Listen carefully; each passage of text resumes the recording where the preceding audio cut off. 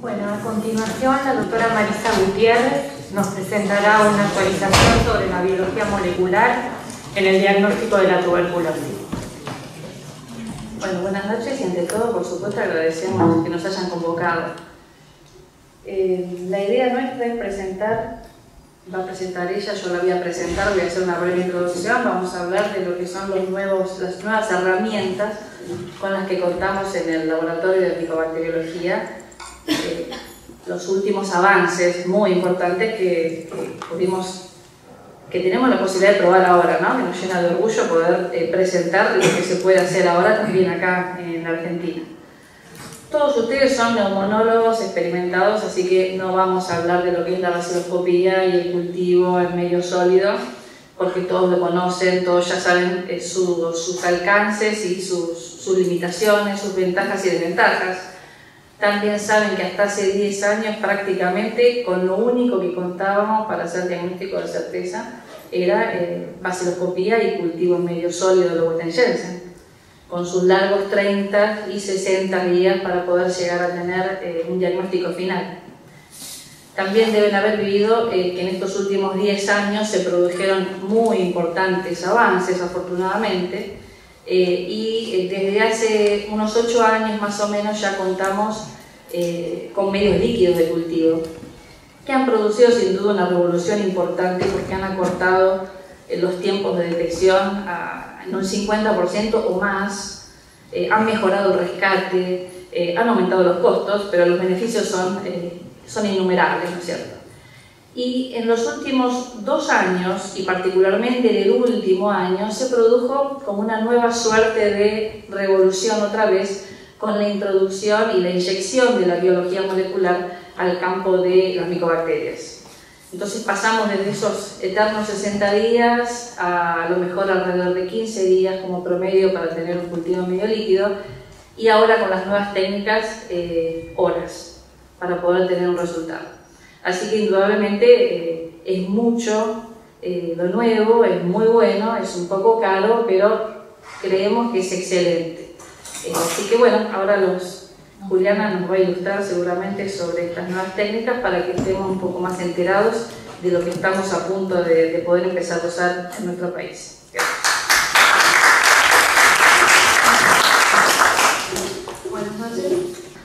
Este es el momento en que el laboratorio hace el contacto con el médico. Quizás es la única vez que hace el contacto con el médico a través de la orden donde piden la baciloscopía. Entonces, muchas veces tenemos medios rápidos que nos determinan la identificación en pocos días, más cuando la carga bacilar inicial es alta, pero esa cepa queda durmiendo si la indicación de baciloscopía no nos dice otra cosa. Si ustedes tienen un paciente con una indicación de sensibilidad, es importante avisarla pronto para que rápidamente en el lapso de unos 3 a 12 días podamos tener también la sensibilidad.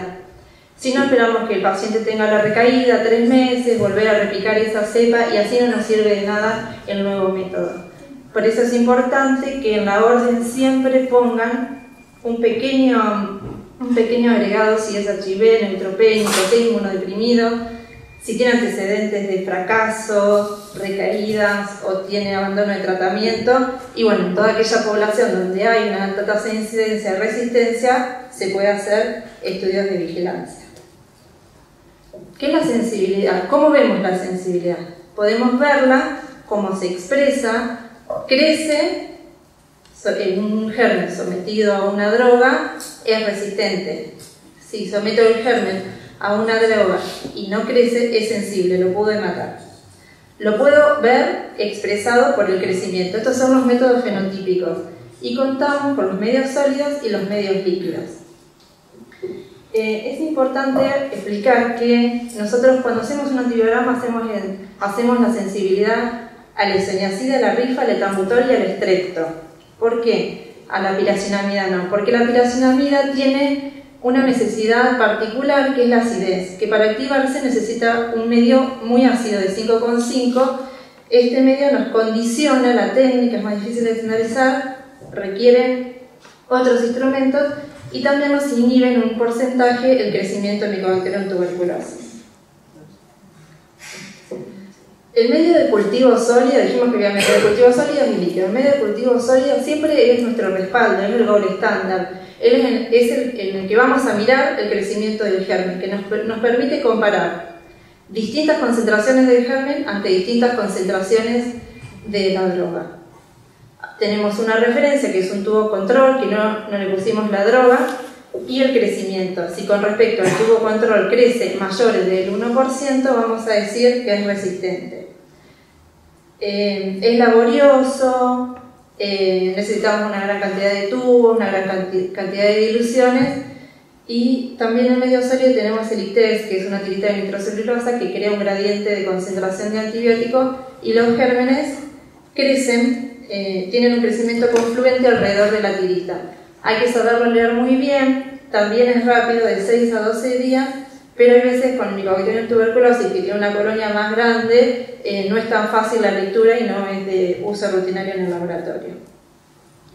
Luego están los medios líquidos, que son los que vinieron a salvarnos, los precoces, que en general tienen la ventaja de que acortan el tiempo de incubación, estandarizan el inóculo inicial. Eso es importante porque pueden hacer siempre una lectura inicial de la cual partimos, que a veces no es tan fácil. Y la desventaja es que al manipular muchos medios líquidos, abrir y cerrar, se contaminan. Este es el equipo que trabajamos en el laboratorio, es el 960, toda la red del gobierno de la ciudad lo tiene. Saben que el fundamento es que los tubos debajo tienen una sílica que tiene retenido fluorocromos. Y arriba, en el medio, que es un medio enriquecido propicio para el germen, tiene oxígenos disueltos. Si hay crecimiento por un germen, va a tomar el oxígeno y se van a liberar los fluorocromos. Esa es la señal que va a dar positividad al equipo. En este equipo hacemos, como muestra el dibujito,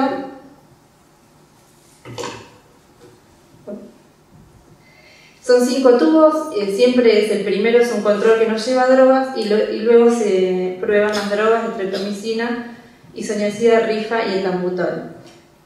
Cuando hay crecimiento, el equipo da una señal. Primero hace una curva para cada una de las drogas, lo cual nos permite graficar y ver cómo fue el comportamiento, porque no debemos olvidar que es un medio propicio para el Mycobacterium tuberculosis, pero también para hongos o gérmenes comunes, y puede ser factible que se contaminen. Este método nos permite graficar las curvas, que son bastante típicas, curvas exponenciales de crecimiento, que lo hace bastante gráfico para poder validarlo. Siempre la estabilidad de la isoniazida y rifampicina son superiores al etambutol y la estreptomicina. Tiene una lectura muy rápida, en 4 o 13 días lo vemos. Tiene una lectura continua, el aparato está escaneando todo el tiempo la fluorescencia. Y este es de la misma marca, es el más viejo, pero sigue siendo un método patrón. Es el Bactec 460, que ya está en desuso, nosotros todavía lo tenemos, pero prontamente lo van a llevar porque ya no vienen insumos. Esta desventaja primera que tiene es que la lectura es semicontinua. Yo pongo el antibiograma para leerlo. Todos los días se coloca el antibiograma, lo cual lleva más manipuleo. Puedo invertir las botellitas, etc. Es un método radiométrico que usa carbono 14 marcado. El microorganismo lo ingresa a su metabolismo. Y igualmente logra estandarizar una lectura de un inóculo de cultivo para iniciar el método. Es muy bueno y sigue siendo un método de referencia. O sea que por más que tengamos biología molecular, lo que sea, cuando queremos confirmar, volvemos a estos métodos de referencia. También hay métodos fenotípicos no convencionales que usan fagos, que usan color, que no vienen a lo que hablamos esta noche. Entonces dijimos que para hacer un antibiograma había métodos de sensibilidad que me permitían verlo, lo que expreso, lo fenotípico que hablamos hasta ahora. Ahora tenemos métodos que permiten expresar ese gen que va a ser el responsable de la mutación que va a dominar sobre la resistencia. Entonces, hablando muy brevemente, no sobre la acción de cada antibiótico, sino en lo molecular, en la acción molecular del antibiótico, para después poder entender cómo leeríamos o cómo actúa la biología molecular para el antibiograma de Mycobacterium tuberculosis. La rifampicina, por suerte, a lo largo de su gen, tiene una zona más estricta, más acotada, donde tiene una serie de mutaciones que se pueden estudiar. Este es el gen RPOB, que codifica, el gen en la bacteria codifica para una subunidad del ARN polimerasa, lo que inhibe la transcripción para el gen, para el Mycobacterium tuberculosis. Esto es importante porque la alteración que tiene específica, que es en la zona 81 con 81 pared de base, es una región determinante de la resistencia de rifampicina. Y cuando uno busca un método comercial, lo interesante sería que ese método comercial abarcara todas las mutaciones que nos dan resistencia. Si un método comercial evalúa solo una mutación y existen 15, con un negativo no voy a decir que no sea resistente porque no sé si quizás tenga otra, porque el método solo vio una primera. Sin embargo, para la isoniazida no es como la rifampicina, que dijimos que en un lugar del amplio genoma, en un gen, tiene todas estas mutaciones. Para la isoniazida no. A lo largo de su genoma tiene varias mutaciones a lo largo de distintos genes. Eso es lo que hace más difícil de estandarizar el método. En particular se estudió la mutación del gen CATG, que es una enzima que en la micobacteria le ayuda a sintetizar ácidos micólicos. Pero a la isoniazida, este gen CATG la activa y la forma una prodroga activa contra el germen. Si hay una mutación de esta CATG, la isoniazida no se va a poder activar, lo que me va a conferir resistencia. Cuando hablamos de resistencia, hablamos de alta resistencia o de alta carga y de baja carga de resistencia. Y eso está confinado a la CIM, a la concentración inhibitoria mínima, o sea, la cantidad de antibiótico que necesito para matar a ese microorganismo. Con el gen CATG mutado, la isoniazida no se podría activar, por lo tanto, conferiría una alta resistencia a la droga. Otro gen que se estudió, que también sufre mutaciones confiriendo resistencia a la isoniazida, es el INA, el gen INA, que se encuentra con una frecuencia del 20% y confiere resistencia porque altera el sitio blanco de la droga, el sitio de acción de la droga. Esto es importante, la frecuencia de mutación con que aparecen estas mutaciones, porque para un fabricante o para nosotros lo ideal sería secuenciar todo el genoma y ver todas las mutaciones que tiene y nos quedaríamos tranquilos de que estamos abarcando todo tipo de resistencia. Pero para impedir eso, que sería carísimo, lo que hacemos es buscar las mutaciones más frecuentes, las agrupamos y hacemos un kit para determinar ahí donde el porcentaje es mayor. Bien, entonces, dos mutaciones muy importantes, con el 70% de frecuencia el gen CATG con el 20% de frecuencia el INA.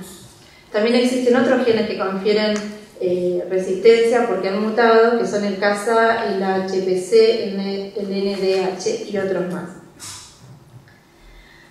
Hay estudios que veían que la resistencia a isoniazida hay veces venía conjunta con la resistencia a tionamida. Hay veces sí, hay veces no, y luego los estudios concluyeron que la etionamida tiene su propia enzima activadora, que en este caso para la isoniazida dijimos que es la CATG, para la etionamida es otra, pero luego su sitio de acción también es el gen que codifica para el NINA. Entonces, si el sitio del NINA está mutado, la etionamida tampoco podría actuar. Entonces es interesante los kits moleculares que nos pueden diferenciar dónde está la mutación, porque también quizás nos estaría dando otra información, además de decirnos que la isoniazida es resistente, una droga de segunda línea, como la etionamida, también podría serlo resistente. Bueno, de la resistencia de tambutol y streptomicina y piracinamida no voy a hablar mucho porque después los kits moleculares no estudian sobre estas drogas. La resistencia de tambutol, ya sabrán, actúa sobre la síntesis de la pared, la strepto sobre la síntesis proteica, y la piracinamida también tiene mutaciones muy conservadas, en el 98% de los casos está mutado el gen PNCA que codifica para la enzima que transforma el antibiótico en un principio activo. Entonces, dijimos que dentro de las formas que tenemos de buscar la sensibilidad antibiótica, teníamos esta forma que se expresaba, la fenotípica, que eran los medios de cultivos con medios sólidos y líquidos, y ahora que sabemos los mecanismos tenemos estas formas de determinar genéticamente la resistencia.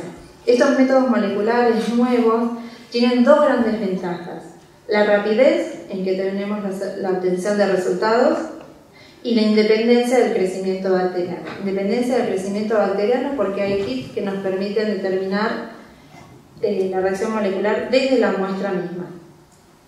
Tenemos tres formas: la secuenciación, la hibridación y la electroforesis. La secuenciación sería el gold estándar, que es lo que decíamos, poder tener todo el genoma de la bacteria y poder buscar de la A a la Z cada uno en sus genes a ver si hay una mutación que confiera resistencia a alguno de los antibióticos que yo estoy buscando, y nos quedaríamos tranquilos que abarcaríamos absolutamente todo tipo de resistencia. Pero bueno, es un método muy complejo, es caro, es muy laborioso, estamos muy lejos de ello. Otro método es la electroforesis. La electroforesis es un método todavía un poco más casero. Está la PCR-SSP y el heteroduplex, es un método que a la doble hélice de ADN se la desnaturaliza, se la separa, y esa hebra que queda sola se la hace correr por un gel de poliacrilamida. Si esa hebra, si es normal, va a correr con una movilidad específica y va a tener una altura específica en el gel. Si está mutada, no va a correr de la misma manera y la bandita no se va a posicionar de la misma forma que la normal. Eso nos va a denotar que hay una mutación. En el heteroduplex es la misma técnica, desnaturaliza la doble hebra y luego le incorpora hebras normales que están secuenciadas, que se conocen, que no tienen alteración, y buscan la homología, que se peguen a las que yo desnaturalicé. Si esa se pega, si la sonda normal se pega, quiere decir que mi hebra de ADN estaba normal, que no sufrió mutaciones, y va a correr lo mismo que la anterior a una cantidad de peso molecular del gel de poliacrilamida que ya está establecida. Si está mutado, no se va a parear con la misma homología que la anterior, se va a parear con dificultad porque no son exactamente complementarios, porque tiene una mutación. Eso es el heteroduplex. También cuando corre con dificultad, corre en distinta altura de la banda normal. La hibridación es la técnica que nosotros estamos probando en el laboratorio. Hay técnicas comerciales y también hay quienes hacen pequeños ensayos caseros. De las técnicas comerciales está el LIPA, que no lo hemos probado, y una PCR real time, que es el Genotype, que sí lo estábamos probando. Estas técnicas tienen desventajas, que tienen un alto costo, necesitan un equipamiento, necesitan personal entrenado, un montón de variantes que lo hacen más dificultoso a un laboratorio convencional. Siempre tenemos que ver, que ahora voy a contarles un poco nuestra experiencia con el Genotype, que para hacer una hibridización, nosotros lo que tenemos que tener estudiado es el tipo de mutaciones que hay. Tenemos que saber que busco esta y otra mutación que está en esta y en esta parte del gen. Para eso yo voy a armar una sondita para ir cerca de ese lugar donde la frecuencia de mutación es frecuente, y esa bandita va a amplificar, va a copiar varias veces esa porción que yo estoy buscando en la mutación. Eso es lo que sería una PCR. Amplifica varias veces y luego me va a dar una señal, porque le voy a poner un marcador para que me lo traduzca con un soft a algo que yo lo pueda hacer tangible. Es importante que esa sondita, que ese lugar a donde se pega la sonda para después copiarlo, sea un lugar conservado, que la sonda siempre se pueda pegar, porque si ese lugar también está mutado, la sonda no se pega y no va a amplificar. Y no es que no va a amplificar porque no tenga resistencia, no la estoy buscando, tengo un falso positivo, no empecé la técnica. Esa es una desventaja que tiene la técnica. Entonces, el Genotype MTBDR Plus es un método de PCR real time que en nuestro laboratorio no tenemos los medios para hacer una real time, entonces nuestro biólogo molecular adaptó la técnica y anda muy bien. Se empieza esta metodología es para estimar la resistencia a isoniazida y a rifa. Se empieza desde una muestra de esputo con baciloscopía positiva. No tiene sensibilidad para baciloscopía negativa. Sí o sí tenemos que tener una carga bacilar, tenemos que saber que está el bacilo presente en la muestra. Lo tenemos que decontaminar y de allí podemos empezar. O bien podemos empezar de un cultivo puro líquido o de un cultivo puro sólido. O sea que nos puede acortar la visita del paciente, llegar a hacer una baciloscopía, ver que es positiva, decontaminarla, que nos lleva una hora, y luego hacer el proceso de biología molecular. Identifica al complejo Mycobacterium tuberculosis y además nos da la resistencia a las dos, a la isoniazida y a la rifampicina. Es interesante que en este kit de Genotype nos permite evaluar, como les contaba antes, la resistencia que confiere la mutación del gen CAT-G para la isoniazida, que era lo que activaba la droga, y me da una alta resistencia, una alta carga de resistencia, y la mutación del INA, que es la otra mutación más frecuente que les contaba, que también me puede dar asociada una posible resistencia a tionamida. También nos da la resistencia a rifampicina buscando esa zona que yo les conté que siempre tiene dentro, acotado en su gen, una zona con gran cantidad de mutaciones, que es el gen RPOB. Bueno, la técnica es, se hace una extracción de ADN, que el comerciante vende un kit comercial para hacerlo, y nosotros no lo hicimos casero, por si hay mala época, no se compra el kit y se hace casero y anda muy bien la extracción de ADN. Después se hace una amplificación multiplex con primer marcado con biotina. Eso quiere decir que dentro de la misma reacción se ponen primer para todo, para cada lugar de la isoniazida, para cada lugar de la rifampicina, todo en el mismo momento. Y después se hace una hibridación reversa. Una hibridación reversa es que el resultado que vamos a tener es una tirita de papel, y en esa tira de papel está impregnada sondas complementarias a lo que busco. Esas ondas están marcadas y me van a dar un color. Eso es la hibridación reversa. En nuestra experiencia no hemos largado muchas muestras porque el kit trae hasta 96 muestras. Uno va probando un poco de reproducibilidad, que fue muy reproducible. Lo fuimos probando de cultivos puros, de medios líquidos, de medios sólidos, y hubo una coincidencia del 100%. No hubo tanta coincidencia cuando fue largado de la muestra directa, o sea, la muestra directa que previamente fue decontaminada.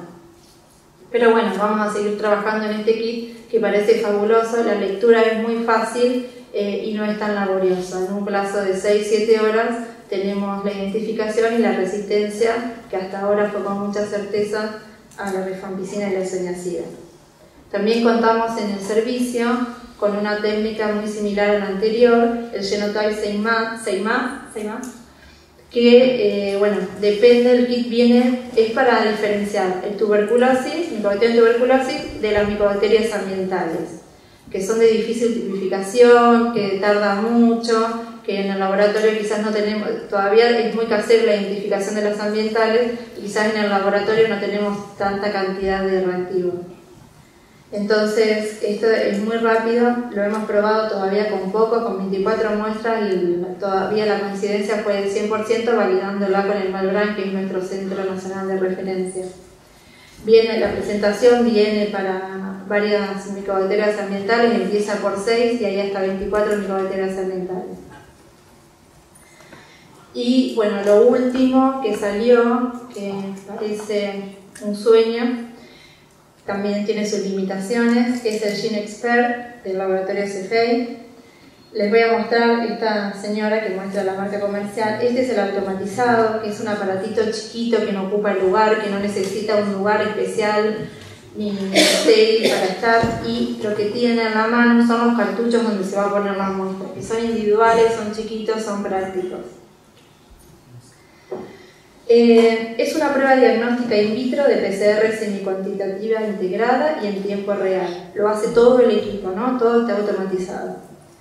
Detecta el ADN de Mycobacterium tuberculosis y 2 mutaciones asociadas a la rifampicina. Entonces, este método detecta identificación de tuberculosis y resistencia a rifampicina. No olvidemos que la monoresistencia a rifampicina es muy poco frecuente. Entonces, las resistencias a rifampicina siempre se usan en estos métodos como marcadora a la isoniazida. Entonces, se usa la rifampicina como marcadora a la isoniazida. ¿Cuándo la usamos? La usamos en muestras de esputo directas o de un sedimento que pude haber decontaminado, de baciloscopías positivas y de baciloscopías negativas. ¿Se acuerdan que en el anterior método les dije que para empezar solo sí o sí tenía que tener una baciloscopía positiva o cultivo? Esta no, puede venir el paciente, traer su muestra en el día y sin saber la baciloscopía podemos hacerle el método de biología molecular. Se usa en pacientes no tratados, esa es una limitación. Si el paciente está en tratamiento no se puede usar. El límite de detección es de 131 colonias, unidades formales de colonia, que es muy baja. Tiene como desventajas que no está validado en pacientes que reciben tratamiento, como les decía recién, no puedo saber si tiene una recaída. Es muy alto el costo, no indica viabilidad bacteriana, o sea, tengo material genético, pero no sé si está viable. No sé si quedó un remanente de algún bacilo muerto, o sea que no puedo evaluar éxito o fracaso terapéutico. Y bueno, lo que les explicaba, que las mutaciones en la unión a la sonda de inicio pueden dar un falso negativo y que generalmente es de screening. Las ventajas es que no necesita personal entrenado, requiere un espacio reducido que lo podemos acomodar en el laboratorio, nos dan un resultado en un tiempo menor a 2 horas. Para algo que se estaba buscando es que el médico pueda atender a su paciente y como lo manda a la guardia, manda por 2 horas a hacerse la determinación y en 2 horas podría tener el resultado, cuestión que el paciente se llevaría el tratamiento en el día. No requiere mayor procesamiento de la muestra y es de muestra directa.